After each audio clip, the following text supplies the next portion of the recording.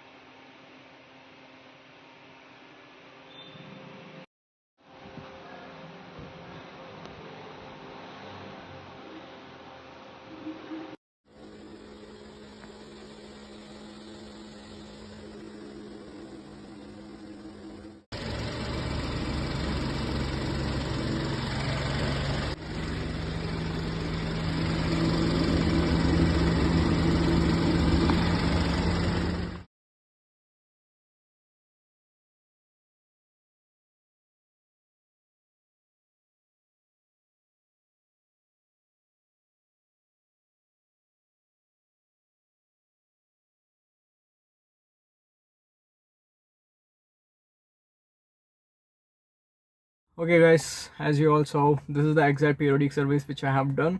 So if you follow the same process in your periodic service, definitely you will get some good results. Performance, mileage will be increased. You will get a good driving feel as well. Your car will feel good as well definitely. So let's discuss about the costing. So this is the exact costing which I have spent for the periodic service, and this is the exactly part, the lubricants and other parts which I have changed in the periodic service. So this is the exact total costing. Okay, so the service done in the workshop called German Autotech, guys.